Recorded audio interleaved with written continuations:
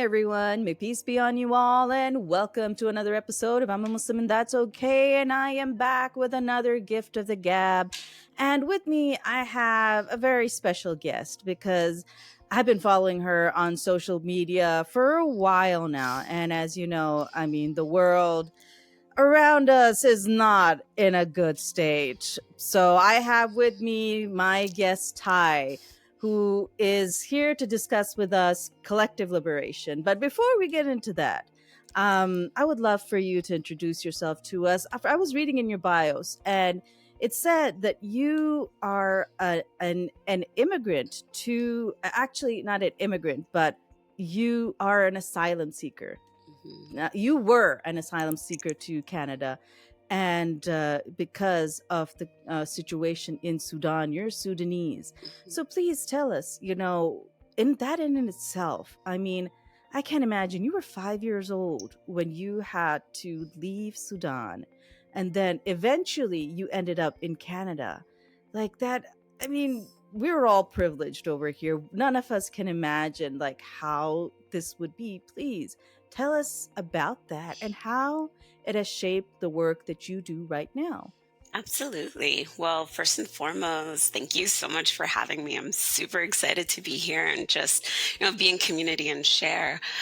So I was born in Umdurman, Sudan. At the time that I was born, we were like in the early midst of our second civil war.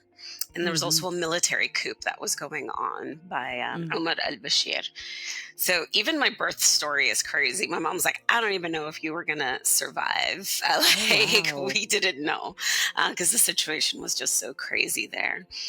And one thing she tells me, and I didn't know this, but like for the first 2 weeks, I didn't actually open my eyes. Oh, Right? wow. Yeah, like my eyes were closed and I wasn't able to really see.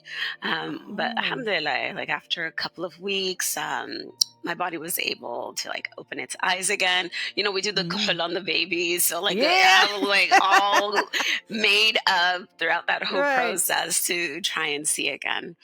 And so the world that my mom was living in and the world that I was born into was one where a lot of atrocities were already happening and Mm-hmm. going on.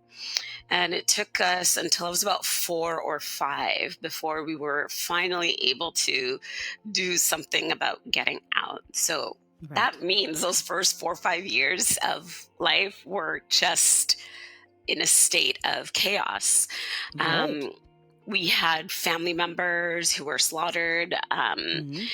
One of Oh, my wow. favorite uncles, and God love him, like he was a human rights activist Mm. and was kidnapped and tortured from a Oh, very wow. early age. And we actually lost him for about 20 plus years. Only we Oh, were able wow. to reconnect with him the last few years. Um, but yeah, so from everything that was going on, we bounced around a few different countries trying to Mm. find some place that would let us settle. Right. I even remember, and I don't even have all of the details, but I remember we arrived in Holland and they put us up in this like motel and we weren't allowed to leave the motel. And I Oh, don't wow. even recall how long we were even there for, but all I vividly remember is the hotel room that we were put in, and at the time my dad would be the only one going in and out, but the rest of us just had to stay stuck Mm. in Oh, this motel wow. room. We went to the States for a while. They gave us temporary refugee status that had to be renewed every single year through this really grueling and dehumanizing process. And then when the politics between the US and Sudan got even worse, they wouldn't renew anyone. And so we actually had to Oh, go wow. back deep into the war and start from all over again. And Mm-hmm. so there we are back in Sudan trying to figure out what to do, like applying to all of these different countries to take us in. And it was Canada that was like, yo, your country's a hot mess right now. Like, what are you doing? And so it took until I was about 11 years old for us to come to Canada, and Canada, gratefully at the time, gave us like landed immigrant status. And so as Mm-hmm. soon as we arrived, we were able to stay. Right. And that was the first time I was able to even think about the idea of putting roots down anywhere. Right. Right. Because prior to that, it's just like when people are like, "Where are you from? Where's your home?" Like, even to this day, I have a lot of trouble with that. I'm just like, well, it depends on Mm. which years of my life you're talking about, You're talking because about. they've Yeah. been up and around. Um, but really, that experience is so anchored and rooted into my commitment of Mm. collective liberation, which goes hand in hand with collective responsibility. uh, we were taken in by so many families Right. who they themselves were already struggling just with Mm. the lived realities that they were going through. But despite it all, and every stage of the way, there were people who opened their homes, gave us food, and were just so loving, um, Mm. and really just saw us as an extension of their own family. Right. Right. Right.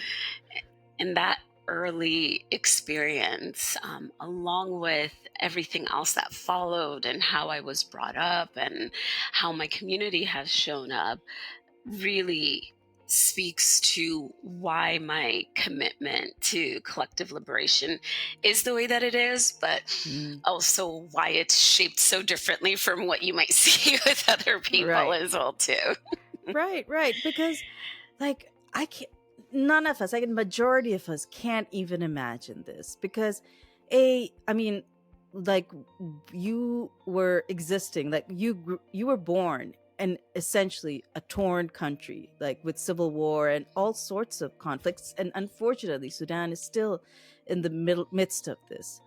And then to be, at such a young, tender age, to have to leave where essentially we were born, but being hopping around in different places, be rejected, come back, and finally be able to, as you said, put down roots. I can't possibly imagine. I'm sure a lot of people can't possibly imagine this and the impact that has on a person. And again, I was reading in your bio, that's one of the core reason that you also, you know, you found your solace and sort of your healing in yoga. And you're a yoga I instructor. Am I am. correct? Yes, Yes, you're a yoga. yes, yes. And you have a very I don't know if I should say interesting because I don't know like the ins and outs of yoga, so I don't know what goes in, what goes out. But when I read about it, it's just like your focus is on a individual healing but also collective healing, especially for BIPOC communities and especially marginalized communities. And I think that's so great. And you also founded the Red Ma'at Collective, if I'm not mispronouncing it. Yeah, no, that's So please perfect. tell us a little more about that, and then we'll go into the meat and bones of this gift of the gab. Absolutely, absolutely. So the journey into yoga was one that was tied hand in hand with my desire to really work on healing some of the wounds. So Mm. my family on both sides, my siblings and I, were the first ones to really, and I'll say like quote unquote, get out. Right, Right. right. And so we were given a gift, as hard as it may have been with all of its challenges, we were still given a gift that a lot of my family was not able to Right, have. right. And one of those gifts was the space, capacity, access, and resourcing of healing methodologies. Mm-hmm. Initially, I started with going to different therapists and all of that. They do their CBT, their DBT, which, worked to a certain extent, but didn't really completely do the work that I was looking for. Right. And I remember my very first yoga class that I walked into, I actually walked out of it. Like, I think I spent like 15 Oh. minutes and I was just like, okay, this is not for me. This is absolutely ridiculous. Like, what is this? And I just like walked out of it.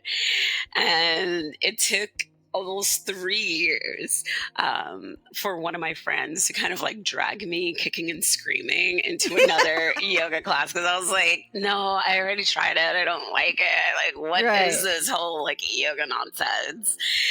And yeah, I'm so grateful to their persistence, because that class that I had taken 3 years later from the first was really the first time in my life that I felt my nervous system calm. Mm. And that word rest, like, I didn't truly understand what it meant to rest up until Right. that point. I slept, but my nervous Right. system was still on fire. Right. Right. Right. So the gift of rest, the gift of presence, the gift of being just in the here and now without the attachment to what had happened or the worry and fear of what's to come, like, profoundly shaped my life. And so, I started taking classes, then I went into volunteering at the studios. And, they do like the energy exchange. You help out at the studio, you get your free passes, and you get to be in community more. That then led me to taking my first training. And part of the reason why I did that training was I want to be able to give this to people. Right? I just want to share it. Like, that was like my whole intention. I just want to share it. Right. And so I did the training, and that gave me now a tool that I could bring back into community. And at the time when I first entered into like the yoga space as a teacher, honestly, I had people looking at me and saying like, there's Black yoga teachers? Like, most of the people do yoga? Like, it was just this like weird foreign thing, and everyone's just like, what is going on here? And I'm just like, okay, we need to sit down and talk. And I just kept getting met with walls, though, right? Because we all have like our biases, and we start to believe these narratives of like what's for us and what's not for us. And so it's like, okay, you know what? Y'all aren't coming to the studio, so now I'm going to come to you and we're going to do it that way. And so I started reaching out to a bunch of different like refugee orgs, Muslim community centers, just different community organizers, and just saying, hey, I want to offer free yoga. Could we do like a program? Could we do like a 6-week program? Could we do like an 8-week program? And that forced me to go into community. And that experience forced me to tweak things to speak to the community. Because unfortunately, a lot of what was happening and still continues to happen in the yoga industry is this like colonial co-opting and reframing of what it is to be a yoga teacher, and how a yoga class is supposed to be, and what it means, right? And that then just really started challenging even some of the things that I was learning and some of the things that I was being taught, which opened me up to taking different types of trainings that weren't so mainstream, and eventually led me to even move, go and do a training in India, so that way I could actually like be there, be in the roots. And that, plus my undergraduate studies of psychology and my personal need of continuing my healing and sharing that healing process with community, transformed into a set of specific community-geared, healing-centered yoga programming that eventually transformed into what is now my nonprofit, the Red Mat Collective, that offers free and accessible yoga programming specifically to folks who look like me, have stories similar to me, or intersect in different ways, so that the space that we're in together not only becomes a co-created space, but one that's truly designed for us because it came by us, right? Right. So, I mean, that's great and all, Ty. But that's not how I found you. Okay. I mean, like, I'm not seeing a single yoga lesson on your Instagram. But In all seriousness, Yeah. I love the work you do. Okay, that has nothing. There's no disparaging in any of that, and especially the yoga work you do, because you're right. A lot of people, especially if you consider asylum seekers, immigrants, people from BIPOC communities, we have lots of collective trauma, and the yoga healing that you offer is essential. Mhm. But on your Instagram and on social media, it's more about a greater collective liberation that is, I guess, if I had to put it anyway, removed from yoga. If I have to, I I'm don't going know to how challenge you, but accurate. keep going. I'm going to challenge you, but keep Yeah, going. yeah. Go ahead, go ahead. Okay, so this is where we're going to decolonize and deconstruct what Yes, yoga is. yes, So, yes. one of the biggest battles with letting people know what is yoga is because of the co-opting. We see yoga as the physical practice. We see yoga as the Right. poses and the moves. Yoga Right. has 8 limbs. One of the 8 limbs is the physical movement. The other 8 limbs are more about the philosophies, the ways you like navigate through life. Oh, And wow. from those 8 limbs, we have what are called the yamas and the niyamas.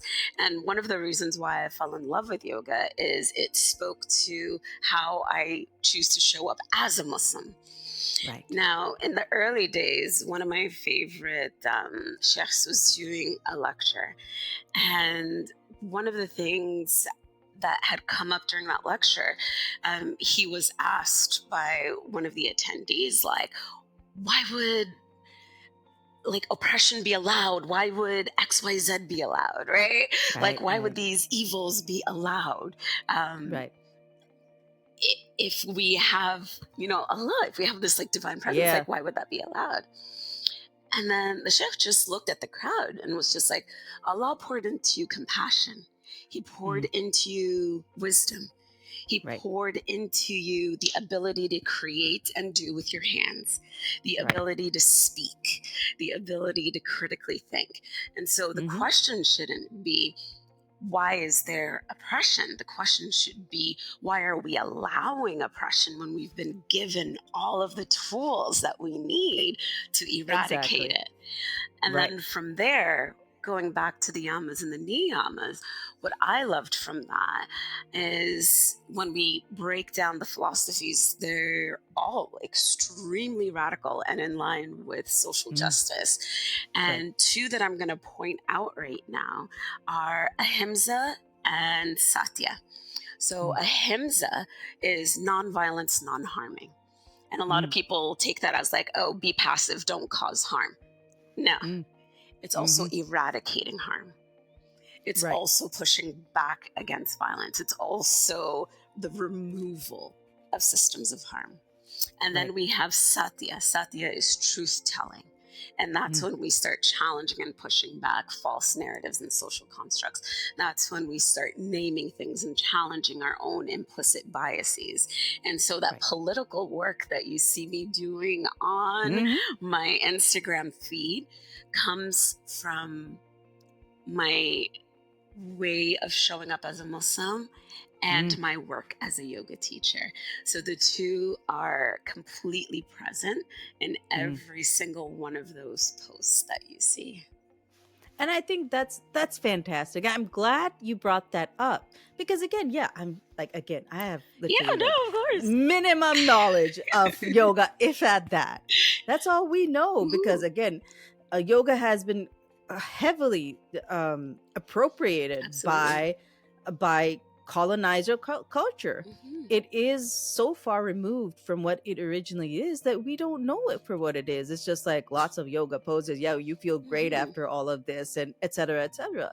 There's so much to it, as you had mentioned. And that's the thing, what I admire about what you do. Again, it's a part of yoga, and it comes into collective liberation. That is what you work towards. But if you could define it, what would you define collective liberation as is? Because it's a buzzword right now, but I don't think a lot of people truly understand what it means. So if you could, give a little bit of explanation to that. Absolutely. And there's a few different frames that I use when I'm thinking about what is collective liberation. So, in a womanist, Black feminist perspective, that is recognizing that me as an individual am a part of a community.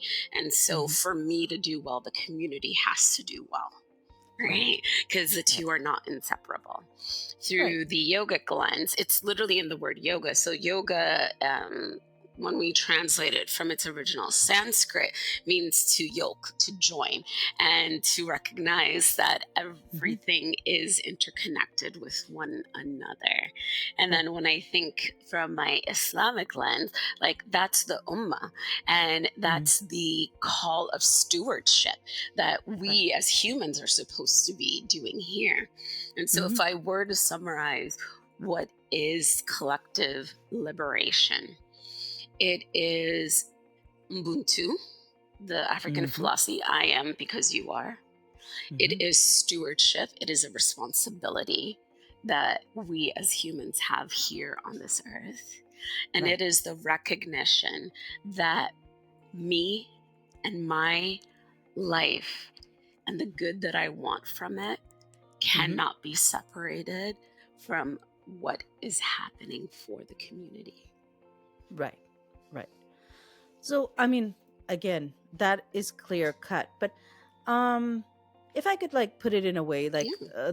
like you do yoga classes for the community, for BIPOC community, and it's reachable through, let's say, a certain set of people within where you are right now and possibly online, and you're helping reaching out to them.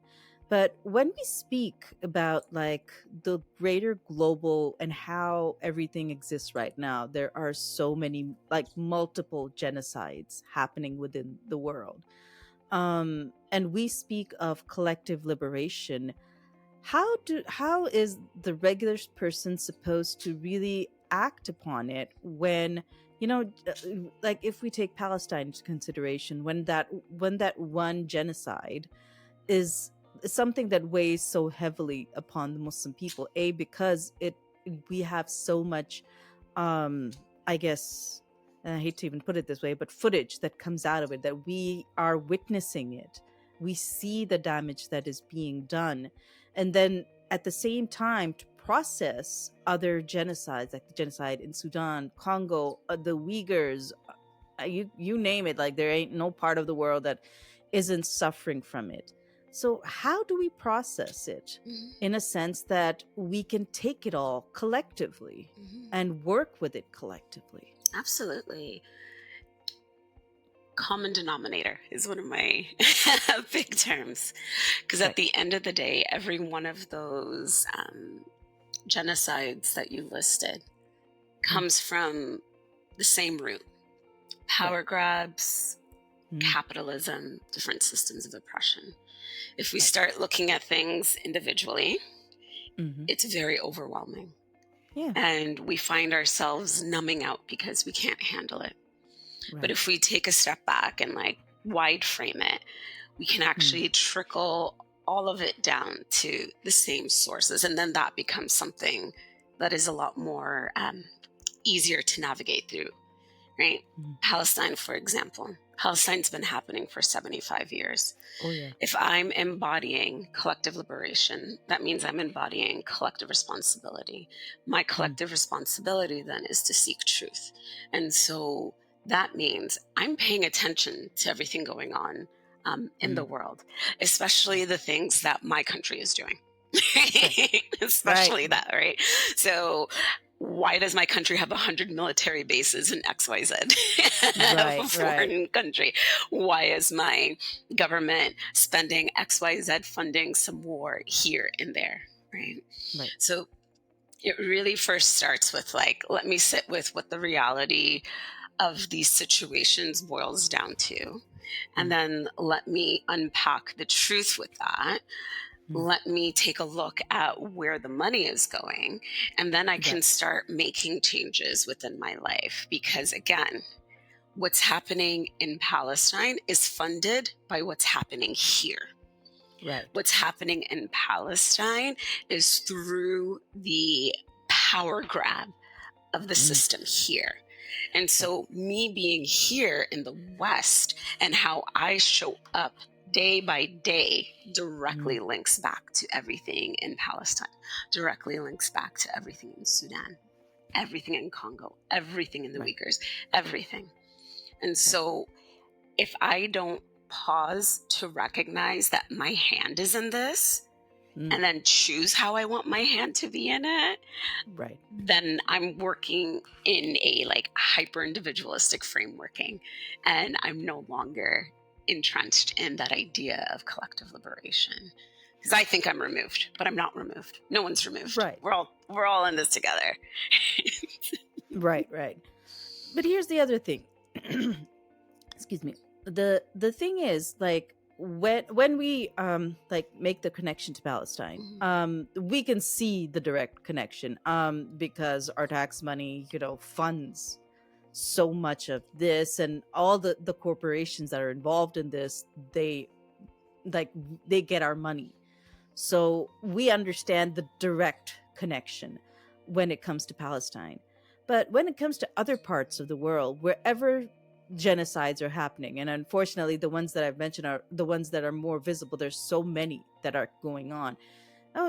Any random individual would be like, yeah, that's happening far away, it's tragic, but ultimately it ain't my problem. I mean, I'm not causing this, why should I even do much? Maybe I'll send some charity money when I remember it, but it's not going to impact me ultimately. Or even worse yet, when it comes to Palestine, most definitely when people speak out, you can see there are repercussions to this, and that is one of those ultimate problems, especially when you're within the BIPOC community.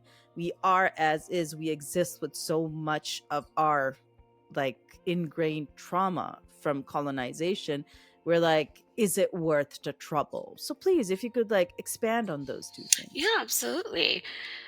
There's not a single cause going on right now that doesn't have a direct link to everyone's everyday. So let's take the example of, well, all I'm doing today is going grocery shopping, and then I'm going to cook a meal for my family and we're going to enjoy it, right? Right. That doesn't sound at all related to anything going on. Right. But when you're walking into that grocery store, are you even looking at the labels of where things are made?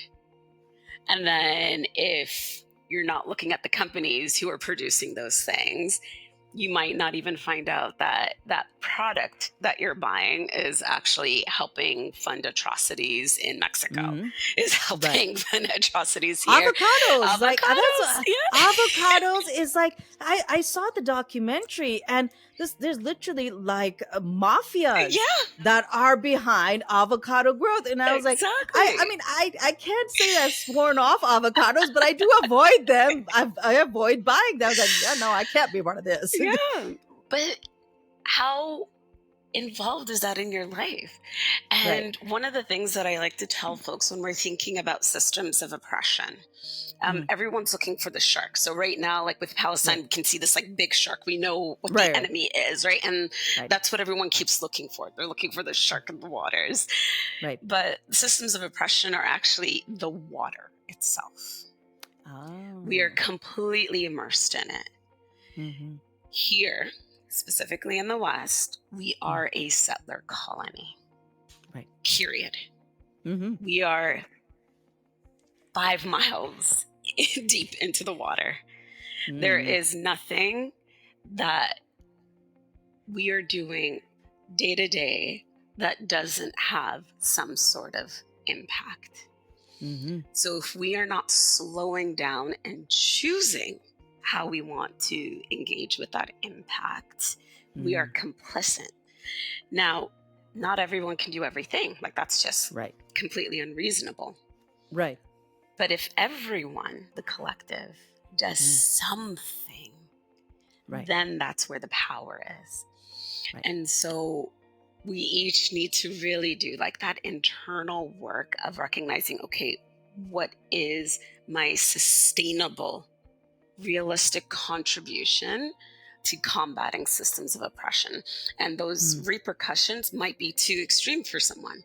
Like they right. don't want to lose their job, they don't want to Yeah. be losing their scholarships or whatever it might be.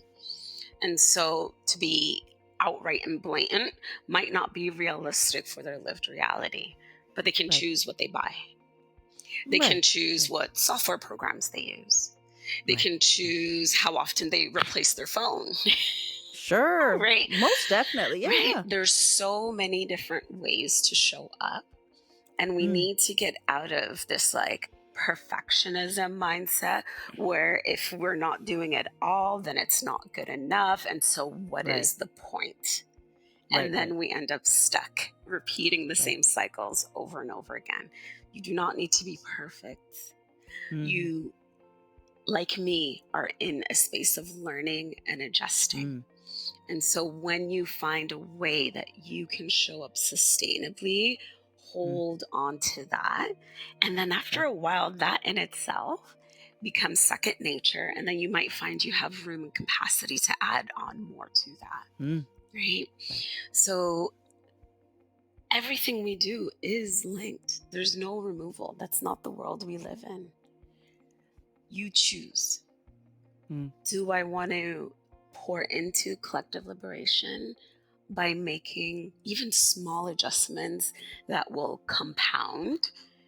mm, Or do I want to check out and just wait for it to be my turn to be hit by the oppression? Because it's coming for you, irregardless of right. what your privileged situation is. If you are not in the top 1%, it is coming for you. It is. Mhm. For sure. Most definitely. And I think that's what people sort of miss. Especially like, after yet like again, as I said, people of color have always existed with some form of colonial trauma. Mhm. But once they like settle down, they find their peace. Really shaking up that peace is a hard thing to do. And most people don't even understand the reason for it. And the second, I think the problematic part about this is that our colonial trauma has also thrown in a lot of racism within our midst. So that's the thing. Like when we don't see people who are like ourselves, we're like, I mean, how does this come back to me and why should I care? And as you said, everything is connected, but we can't see past those things. So, I mean, I think the question is that how do we break through the colonial constructs in our mind, because it's important for not just collective liberation, true inner liberation. We have to remove those constructs before we can even work towards collective liberation. How do we do that? How do we decolonize our minds? And how do we prepare for that? Because I can tell you, like, from firsthand experience, it ain't pretty. No, it absolutely is not. Uh, Let's think about it this way. When you want to give something up, for Mm. example, like have you given anything up recently, whether it's like sugar intake or this or that? Like, has there been anything that you've like, I'm struggling with sugar. That's my, okay, I guess, drug of choice. okay, very Don't, good. I'm struggling, you know. Okay. So let me ask you, what was your step one in that journey? I think for me, it's not, I can't go cold turkey. Yeah. That would be a bad day. Yep. I will not be able to go cold turkey. It is just like, okay, if I had, let's say, a soda every day. So I'm not going to have a soda every day. I'm going to have a soda every other day and Hmm. then reduce it accordingly. That's how I would work it. Hmm. And then what was the motivator behind that cutting? Um, if I had to put it, like, honestly, it's probably more for health reasons. Health. Yeah. Like, yeah. Right. So when we think about just even that example of like the sugar intake, we think about the health and we think about it making us sick, right? Like Mm, when we have too much, it making us sick and it eventually creating bigger problems down the road. right. So I can Right. ignore it now because I'm fine now. It's not really Right. like that big of an impact right now. Like the Hmm. problem's like way down the road, and who Right. knows, even then, maybe it will or won't come. Right. Right. So that's also similar to what it's like when we're trying to decolonize our mind and show up for collective liberation. Step one is that desire, Mm. right? But that desire is not going to come if we're not understanding the reality of that intake now leading to harm for us later down the road. So Right. even though those systems of oppression are not impacting me today, they Mm. will come later, or they'll come to my children, or they'll come to Mm. my grandchildren. Because if you are not the one who is wielding that power, that top Mm. 1%, making all of those decisions, you are disposable to that same system. Right. Right now, you are a part of the labor pool. They're going to leave you alone, but Mm. they're also going to try and pay you less. Right. And they're also going to try and cut your pension. And Mm. maybe your healthcare benefits doesn't end up being as Right. Right. robust as you want it to be. And all of a sudden, your savings account isn't where it wants to be. Right. Those are all things connected to that same system. Mm. So if I want to be like, only like I can only think about myself and my like lived reality, and I just want to focus on like buying myself a house and being able to give myself XYZ kind of life, and I'm seeing like how hard it is to even get to that point. Like, why is it so hard for me to save? Why are the interest rates so high? Why is this? Why is Right. this? Why is this? Why is this? Well, all that Right. Right. stuff is going back to funding all of the same stuff. Right. So you are being harmed today by that Hmm. system in small, subtle ways that Right. if you actually pause and ask yourself, well, why am I only being paid this way? Why Right. is a white man being paid more than me? Why Right. is it so expensive for me to see a doctor? Why is it Hmm. so expensive for my medication? If you Right. actually start going back even Mm. further, those same things that you are struggling with day to day are just down the road of that same Hmm. exact system. So, sure, you might be able to be okay with the harm level that's happening for you today, Hmm. but it's going to increase, not decrease. Right. Right. But here's another problem, and this is so rampant on like how social media exists.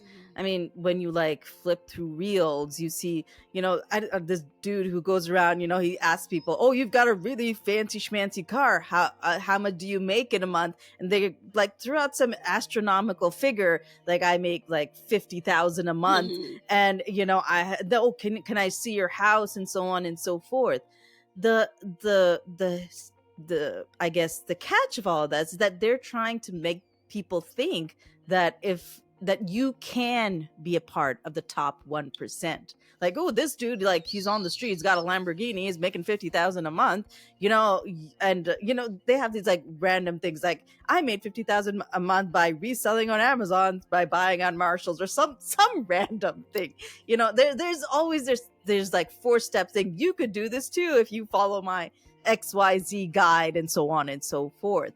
The pull is always there that you can be a part of that top 1%, and then the collective liberation won't matter. So this is like the other side. Like I could say the propaganda against the collective liberation is that, oh, like this dude is making this much money, and this person is making that much money, and et cetera, et cetera, you can do it too, so on and so forth. Only 1999. Ta-da!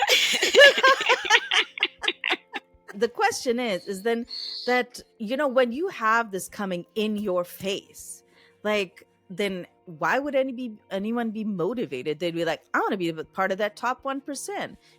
Like all of this collective liberation, like I just want to have a comfortable life. Okay, I don't have to worry about stuff. Mhm. Okay, like, sure, I'll choose one dumpster fire president over the other dumpster fire president if I get into that top 1%. So there is a lot of thought processes. I mean, like in the US, it's like it's what the American dream was built on. It's like you work hard enough, you're gonna make that money, you're gonna make it big someday. That is still a thing. That is still in so many people's minds. So, like, again, how do you convince people that there is no validity to this? Okay, there is no way in heck I'd be making $50,000 a month, no matter how hard I try. So how do you explain that to people? So, number one, if you take a few moments and you actually research the top 1%, it's roughly about 400 people. Right. Right. Right. Ain't none of them working. They didn't work hard to get there. They exploited, stole, and took. So if you want to be game with that, cool. But guess what? They're not letting anyone into their club. Right? These are families upon families who have it was granddaddy's money. Yeah, basically. These are long families. You look at Elon Musk, for example. Everyone's like, wow, look at how rich he is. I'm like, of course, because his daddy was a part of the apartheid, had emerald mines and had emerald mines that were stolen from the people. But everyone loves to look at him like, whoa, big time billionaire. You do not make $1 billion. You take $1 billion. That's the saying, right? So spend some time actually looking up that 1% and see how they made their money. There's no room for you to make that money because they've already stolen everything. So the only way for you to get your piece in that is from stealing it from them. And they're just not going to allow you to be doing that to them. It's not going to work. That's not going to work. Number one. Yeah.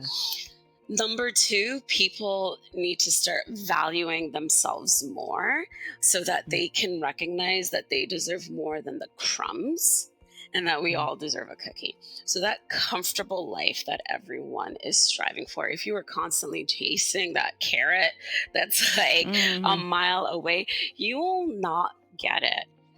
Right. Sure, you'll get some crumbs trickled around here and there. And those are usually used as like the examples, right? And so that's who you see in the TikToks. Yeah. That's how you see in the Reels. Those are the crumbs. But more than half the country lives below the poverty line. Number one. Right. Number one.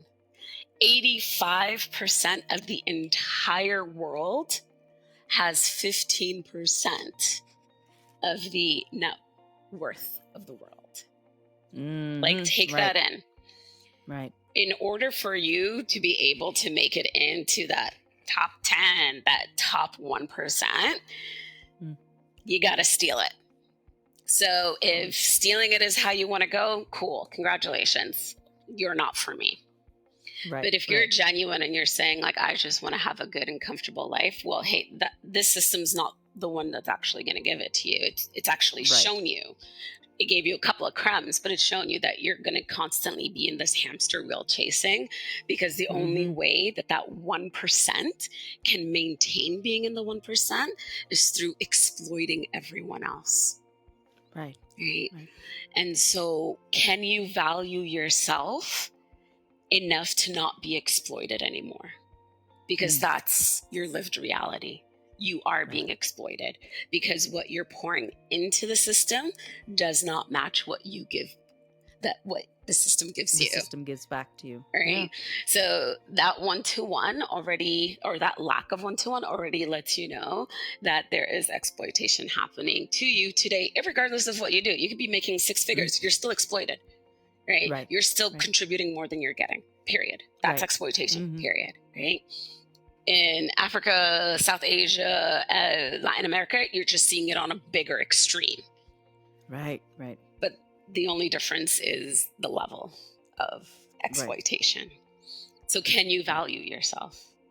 Can you also recognize that if you choose to stay in this game the way that you have been, you are also setting your children up for that chase. and your grandchildren Right. up for that chase. And their Right. situations might actually get worse than your situation because as Hmm. certain resources are done, they're moving into other resources. Oh yeah. Right. Yeah. Right. I mean that's the thing. That's I mean, for me, that's the most frustrating part about this. Is just that it's not just for us, okay? Environmental change, collective liberation, all of these things is not just for us. But the way things are going, um, our kids are gonna inherit and are currently inheriting a dumpster fire of a Absolutely. planet, Yeah. okay? Where half the things are either extinct or Mhm. on the extinction list. And that's the thing. There's only so far you can go with money, okay? Mhm. If the bees ain't there, you ain't We getting ain't any got no food. food. Yeah. Oh, We but don't ain't worry. got no They'll food. genetically modify and find some technology to give us like hologrammed fruits that somehow give us And nutrients. Like that's what we're working yeah, for. yeah. And if there's no clean water, your kids are drinking dirty water. Your Yeah, grandkids are going to be drinking dirty absolutely. water. So, I mean, that's the thing. That is what people need to realize with this. I mean, as a collective liberation like movement, is that it is for all of us and all of our children. You have to have a livable place to live in order for future generations to thrive. Why are you having kids if you can't really leave them something that's worth leaving behind, where they're Absolutely. not constantly oppressed, where they are not constantly in danger of being exploited? Absolutely. And like the thing with that and what like honestly just like blows my mind. Everyone's just like, "Ooh, I want to set up a trust fund for my kids." I'm like, "What's the point of that trust fund if the food is ash?" Yeah. Right? And Hmm. so it is coming down the road for you. And so when people say something like, "Oh, I'm just worried about me and mine," my question to them is, do you even love yourself enough to recognize what is happening to you? Right, right. Right? Because I don't think people are actually paying attention. Even in that hyper individualistic framework, people are not understanding that they are agreeing to Mm, harm on themselves, right, that they are agreeing to oppressing themselves. right. Because in this system, that is what you are allowing to happen to you. So even if you want to be like super selfish, at least be selfish enough to love yourself, because guess what? If you love yourself enough, you're going to end up showing up to the rallies and protests because you're going to be like, "Oh, Yeah. hey, what are you doing?" Like, no. Like, I love me too much for you to keep ripping me off. Right, So right. even if you want to say, "I'm focused on me," Mm, can you add love to that focus on you? And then once right, you add that love, can you actually see the reality that is? right, right. No, that's why I love what you do. Okay, as with your social media content, and plus what you do as a yoga teacher. But when I was reading through it, like, it makes sense because of, like you had mentioned before, all of our collective trauma, internal trauma, especially in BIPOC communities. We have forgotten how to love Mm. ourselves. And if we can't start with that, then the rest of the things can't fall into place, really. So I think, again, what you do is so incredible. And I'm so grateful that you do what you do. And I'm so grateful that you came on to talk to us about this. At least, start a conversation about what collective liberation really is. Because right now, it is absolutely essential. There's Absolutely. no way that we can ignore it anymore. Mm. We have to be able to work towards that. Otherwise, we are just setting up ourselves and our children for, again, dumpster fire Oh yeah, planet. 1000%. 1000%. Love yourself and your kids enough to do something about the world you're in. Right, Right? right. No, I'm so grateful. And please, before I let you go, Ty, tell everybody where they can find you on social media and on your website, and what you do. We need what you do, Ty. Okay, heal us, Ty. Heal Yeah. us. Honestly, like I tell everyone, healing starts at the wound. So find your Mhm. pain and like work through that so that you can show up better for you, which will inevitably allow you to show up better for community. But reach out to me. My Instagram handle is at red_Matt, RED_MAAT. You can also find me on my website, theredmatcollective.org. And our other handles are at redmat_healing and at redmat_collective, where there I really just speak to like the community work and being in community and how we can show up together. The healing is a resource for navigating through our own internal trauma. And the main page, the at red_mat, that's just me and all my tea and all my wisdom drops being poured out at all of you. No, I'm so grateful, and everybody will be able to see the those links on the screen, and they will be on the in the show notes.